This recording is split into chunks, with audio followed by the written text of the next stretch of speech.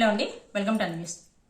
పహల్గాన్ ఉగ్రదాడిలోని చనిపోయిన 25 మంది అమాయకుల మృతదేహాలు వాళ్ళ స్వస్థలాలకు వచ్చే వాళ్ళ అంత్యక్రియలు కూడా జరుగుతున్నాయి. వాళ్ళ భార్య పిల్లలు, వాళ్ళ అమ్మా నాన్నలు ఏడుస్తూ మేమేం చేసాం, మేమేం తప్పు చేసాం చెప్పండి, మాకు ఎందుకింత పెద్ద పనిష్మెంట్ అని అడుగుతున్న వాళ్ళకి ఏ ఒక్కరి దగ్గర కూడా సమాధానం లేదు. ఒకే ఒక మాట, ఇంతమంది ఉసిరు పోసుకున్న వాళ్ళని నేల మీద లేకుండా చేసడమే వాళ్ళకి ఫస్ట్ ఇచ్చే అశ్రునివ్వాలి. ఇంకొకసారి ఇండియా వైపు కాదు, ఇండియాలో మొలికెత్తే గడ్డి పరక వైపు కూడా చూడడానికి భయపడాలి. అలా ఇండియా అంటే ఏంటో చూపించాలి. జార్ఖండ్లోని ఒక మహమ్మద్ నౌషద్ అనే అతను సోషల్ మీడియాలోనూ ఒక పోస్ట్ చేశాడండి. ఏంటంటే thank you Pakistan, thank you LET అని. ఇలాంటి వాళ్ళ వల్లే మన కంట్రీ ఇలా ఉంది. అతన్ని అరెస్ట్ చేస్తారు, ఆ తర్వాత విషయం. ఏదైతే ఉగ్రవాదులు కోరుకుంటున్నారో అదే ఇది. హిందువులు ముస్లిమ్స్ వీళ్ళ మధ్యలో జరగాలి, వీళ్ళు కొట్టుకొని చావాలి, అంతే. అదే జరుగుతుంది. అతను ఫ్యామిలీలోనే అలాగే ఇలాంటి సిచ్యువేషన్ ఒక ఫ్యామిలీ మెంబర్కి జరిగితే ఇలాంటి పోస్ట్ పెడతారా? పెట్టరు. వాళ్ళకి కావాల్సింది కొట్టుకొని చావడం, వాళ్ళు సంతోషించడం. ఒక హార్స్ రైడర్ అండి, ఒక హార్స్ రైడర్ ఎవరితోని ఏ సంబంధం లేని అతను అక్కడ ఉగ్రవాదులు బిహేవ్ చేస్తున్న విధానానికి అంత రాక్షసుల్లో ఉన్న వాళ్ళతోని తన వంతు సాయం చేయాలని వెళ్ళి వాళ్ళతో ఫైట్ చేశాడు. చూడండి, ఫైట్ చేసి తన ప్రాణాలను అర్పించి కొంతమందిని కాపాడగలిగాడు. అతనండి అసలైన ఇండియన్ అంటే. అక్కడ లోకల్లో ఉన్న ఒక వ్యాపారి ఛత్తీస్గఢ్ నుంచి వెళ్ళిన కొంతమందిని, ఒకరిని ఇద్దరిని కాదు, కొంతమంది గ్రూప్ ఆఫ్ పీపుల్ని అక్కడి నుంచి రక్షించి తన ప్రాణాలను అరిచేతిలో పెట్టుకొని వాళ్ళని అక్కడి నుంచి దొంగచాటుగా తీసుకొని వెళ్ళి వాళ్ళకి ఒక ప్లేస్ ఇచ్చి ఆ ప్లేస్లో వాళ్ళని దాచి వాళ్ళని ప్రాణాలను కాపాడాడు. అతను కదా సరైన ఇండియన్ అంటే, అతను కరెక్ట్ ఇండియన్ అంటే. ఈ డ్రైవర్ని చూడండి, అతను అక్కడ జరుగుతున్న ఉక్కుపాతాన్ని తట్టుకోలేక నేనేం చెయ్యలేకపోతున్నానని అతను బాధపడుతుంటే ఆ సాటి టూరిస్టులు అతన్ని ఓదార్చుతున్నారు. ఈ వీడియో నేను ఎన్నిసార్లు చేసినా సరే నా కళ్ళ నీళ్లు చెమర్చుతున్నాయి నిజంగా.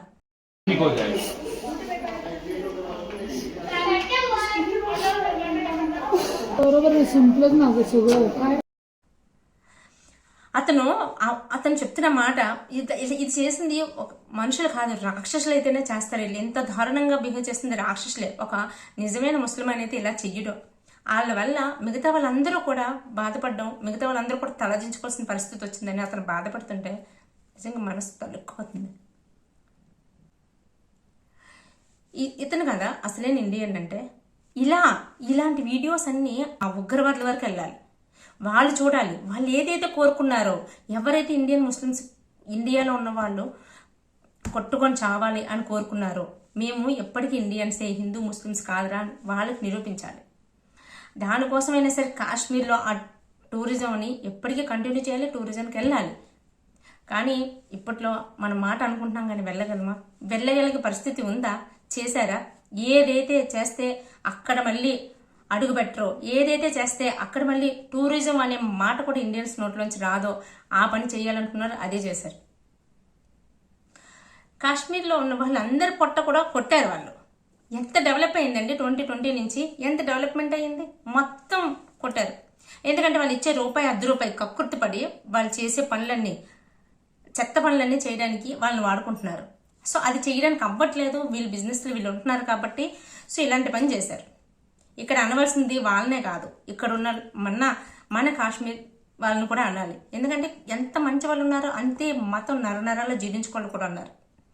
ఏ ధైర్యం లేకపోతే వాళ్ళు అంత ధైర్యం, ఇదేమన్నా బోర్డర్లో ఉంది ఆ ప్లేస్, పెహల్గాం అనే ఏరియా లేదు కదా, అంత ధైర్యంగా ఎలా వచ్చారు? అంత ఉక్కుపాతం చేసేసిన తర్వాత అంతే ధైర్యంగా ఎలా వెళ్ళిపోగలిగారు? లోకల్ సపోర్ట్ లేకుండా అయ్యిందా? మనం పాకిస్తాన్ మీద ఎంత కోపం ఉందో, వాళ్ళని ఏదో ఒకటి చేయాలంటే వాళ్ళు ఇంకొకసారి మన ఇండియా వైపు చూడకుండా చెయ్యాలి అనేది ఎంత ఇంపార్టెంటో, అట్ ద సేమ్ టైము వాళ్ళకి ఎవరు సపోర్ట్ చేశారు, ఏ సపోర్ట్తో ఇక్కడి వరకు వచ్చారు అన్న కూపిలాగి వాళ్ళకు కూడా అలాంటి పనిష్మెంటే ఇవ్వాలి. ఎవరైతే ఇంకొకసారి అలాంటి పని చేయడం కూడా గజగజ వనకాలి, అలాంటి పనిష్మెంట్స్ ఇవ్వాలి. అప్పుడే ఇంకొకసారి హెల్ప్ చేయరు. వాళ్ళు పొట్టగొట్టును కొట్టుకొని వాళ్ళ చేతి వరకు వచ్చిన అన్నాన్ని కొట్టుకొని ఇలాంటి ఉగ్రవాదులకు హెల్ప్ చేస్తున్నారంటే ఎంత నీచపు మైండ్ సెట్తో ఉన్నారో చూడండి వాళ్ళు. నరేంద్ర మోడీ గారు చాలా చాలా స్ట్రాంగ్ వార్నింగ్ ఇచ్చారు, ఊరుకునేది లేదు అని చెప్పారు. చాలా అంటే చాలా ఎక్కడ ఎలా తోకలు కట్ చేయాలో అలాగే చేశారు. బాగా బోర్డర్ క్లోజ్ చేసేసారు, సింధు జల ఒప్పందాల అగ్రిమెంట్స్ క్యాన్సిల్ చేశారు.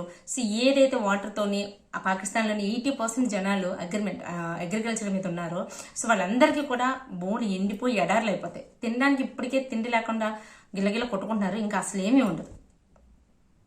మళ్ళీ పై వాళ్ళకి పౌరుషాలు వచ్చాయి.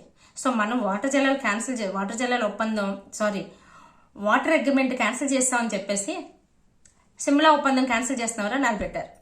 అసలు ఏంటి సిమ్లా ఒప్పందం? పోతే పోనీయండి. ఏంటి అసలు సిమ్లా ఒప్పందం? సిమ్లా ఒప్పందం ఏంటంటే 1971లోని మనకి పాకిస్తాన్కి యుద్ధం జరిగినప్పుడు, యుద్ధం అయిపోయిన తర్వాత పీస్ఫుల్ చర్చలు స్టార్ట్ చేసినప్పుడు అక్కడ మన ప్రధానమంత్రి ఇందిరాగాంధీ గారు, అక్కడ వాళ్ళ ప్రధానమంత్రి అలీ భుట్టో గారు కలిపి ఒక పీస్ఫుల్ అగ్రిమెంట్ చేసుకున్నారనమాట. సో ఇందులో ఏంటంటే ఎటువంటి విషయాలైనా సరే మేము యుద్ధంలోకి రాము, సో మేము చర్చల ద్వారానే చర్చించుకొని పరిష్కరించుకుంటాము, అంటే సొల్యూషన్ తెచ్చుకుంటాము అని. ఈవెన్ ద కాశ్మీర్ ఇష్యూ అయినా సరే, వాటర్ ఇష్యూ అయినా సరే, లేదు అంటే ఏ విషయాలైనా సరే అని చెప్పారు. ఇంకొకటి ఏదైనా సరే మా 2 కంట్రీస్ కలిపి చేసుకుంటాం తప్ప వేరే కంట్రీ రానివ్వము అని చెప్పి.